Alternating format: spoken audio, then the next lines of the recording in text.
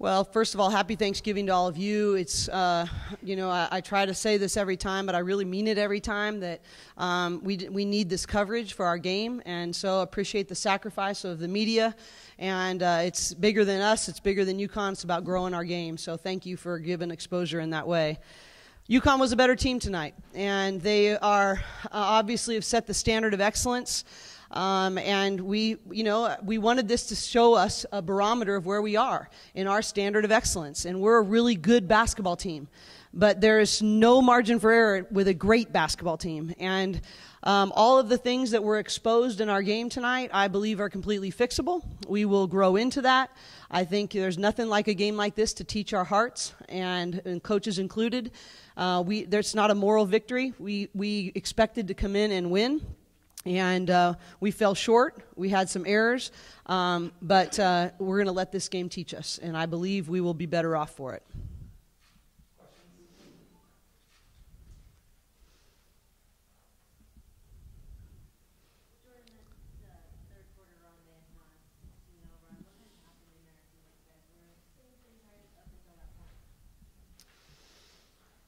I just thought we were careless with the ball. Especially me. I think I was doing too much. I didn't put my teammates in positions to be at their best, and that's when they went on their run. And we also didn't rebound as well in the third quarter. And I think we just didn't talk enough. We didn't communicate in transition, and that's when they got their steals and rebounds and their outlets, and they pushed. And we just didn't communicate enough. But it starts with me. I didn't do a good job of setting the tone in the second half and the whole game for that matter, and it definitely showed tonight. Do you believe why I know we're going to be okay? Because I've got a point guard that takes that kind of ownership. So I know if it's teaching our best player her heart like that, we're going to respond. What did they do most effectively to take you guys out of the game? Well, you don't have enough time. It's the discipline. It's the discipline of the habits of excellence every single time. And I think we had some lapses in that discipline. And when you have a lapse against a team like Connecticut, they cut hard every time. They screen and know where each other is. They know how to create the next catch. They make all of your slides on defense really, really difficult. They get easy shots out of teamwork plays. And we actually got more shots on the goal than they did. But we had to take hard shots, contested shots. We didn't shoot as well from the three-point line. They made a decision that they were going to crowd the paint and try to not let Jordan and Monique get going north and south. And that's where we were effective last year against them. And so they dared us to shoot the ball from the three-point line, and we couldn't make enough of those, shots to pull them out. So we're stuck with really hard shots, and especially when we weren't making those threes. So, they're a very disciplined basketball team, and they executed their game plan the entire time, and we couldn't respond to that. Their game plan was make them beat us from the outside, make somebody else besides Jordan and Monique beat us, and I believe that our players will learn from that, and we'll continue to get better. But they shot easier shots, we shot harder shots.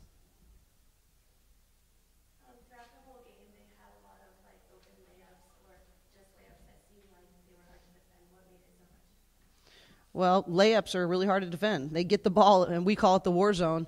Those are difficult shots. Those are tough shots to rebound, even if they miss. But a lot of those came off of our turnovers. It wasn't just Jordan. We had careless turnovers along the top. And when you have a live ball turnover, they're just too fast and too versatile in transition.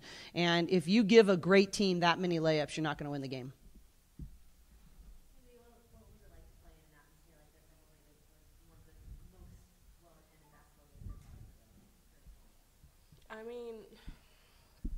It really shows that practice really matters. Little details matter, especially for me.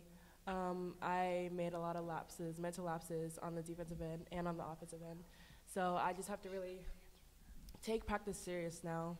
There are times where sometimes I just don't want to be I don't want to be coached, because sometimes I feel like most of the time I'm right, but I think sorry. No, it's honest. I think practice. I really have to focus on practice right now, because the little details do matter, especially for games like this, and that's gonna be my focus for this entire week, especially going into Vegas. Go ahead, Jordan. To answer your question about the crowd, just being in this kind of atmosphere, it just shows the platform of what women's basketball is going to be like and what it is now. And a lot of people pay attention to that, and people, say that the women's game is not as aggressive, is not as exciting. But when you see all those fans in the crowd watching a number one team and a number 5 team in the country compete, it's just exciting. And the crowd was amazing tonight. I know UConn had some fans too. And it's just exciting to be in that atmosphere because that's what you want to be in. And when you play against the best, that's what you're going to get.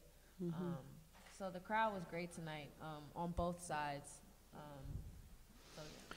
I told ESPN this earlier today that I remember being a little girl in the Bay Area and going to watch Stanford for the first time and dreaming that maybe I could play someday, and maybe I could do that. And I really knew we were going to have a big crowd today, and I think about how hard these young ladies play and obviously how hard UConn plays. And I'm really confident there were some little girls out there today that maybe had a dream ignited.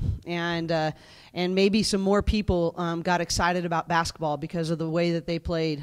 Both teams competed and fought hard. And just maybe we were able to grow the game just a little bit. And so if there's a silver lining for me, that's what it is. Because then it becomes bigger than us, bigger than UConn. It's about something that really impacts people. And it doesn't just impact their game, it impacts their hearts. And I know my life was impacted that way. When I was a little girl, I went to my first Stanford game, and I hope we did that for some little girls out in the crowd today.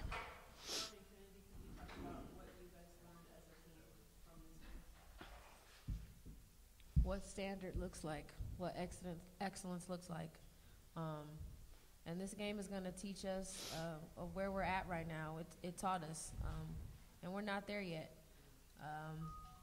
But it also shows where we're going to be. And I thought during some times in the game, we had some moments where it showed, this is what UCLA basketball is, and this is how we play, how aggressive we were during the game at some points. But it teaches us this is what excellent is, and that's UConn, how they execute, the way they pass, their communication, their energy. You can tell just by their warm-ups when we went out there, how the energy that they had, and they had fun at the same time. So I think tonight it's just taught us the standard and where we need to be and where we're at. For both of the players, obviously you guys had that great win 3 years ago, and I'm guessing there's kind of this feeling of, things are looking up and stuff. After a game like this, what's kind of the feeling right now? Is it disappointment a little bit? Is it, do you wind up looking at the whole weekend and saying, you know what, we're in a pretty good spot, we're going to be better tomorrow? How do you kind of mentally process everything that's happening? I think the most important thing right now is to realize what we did and then just move on from it, because we have one of the top 2 teams coming up this weekend. So yes, we didn't play our best tonight, but we have to move on from that, because dwelling on that is not going to make us great moving forward. So I think that's what's most important right now.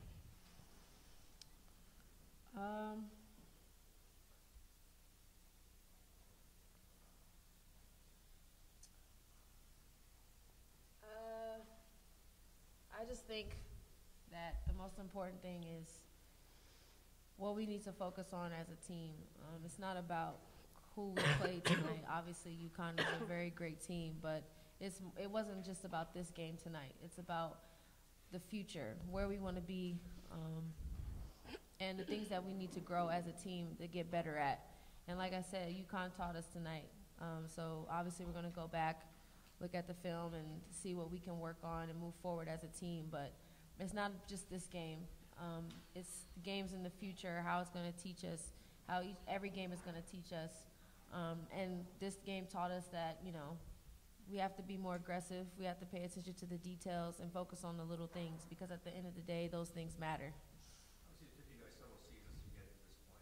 Obviously, the last couple years, you guys made good runs to the tournament and stuff. I mean, now that you've gotten to this point, and you see UConn, do they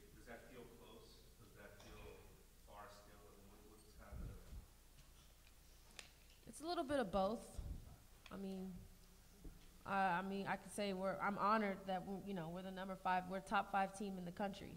So we're there, but we're not there yet at the same time. When you come out and you play a number 1 team like that, and they expose you of your weaknesses. And like I said, it's about the details and the inches, and that's something that we still need to focus on to get better as a team.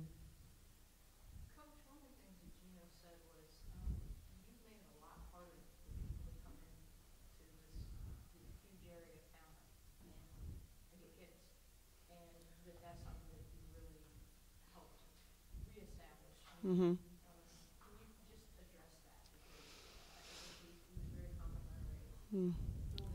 Well, I hope he was. I gave him a bottle of wine before the game. So, no, I'm teasing. But I think that I have a great staff. And I think we have a vision that we really believe in. And I think it's a little bit different than some other people. We're not trying to be UConn or do it like UConn. We're trying to be UCLA and live out our philosophy at a really, really high level. And that hopefully competes at the same level as UConn as we grow and move forward. But it's really, I wish I could tell you it was this big magic formula. It's about really believing in a vision and building sincere relationships.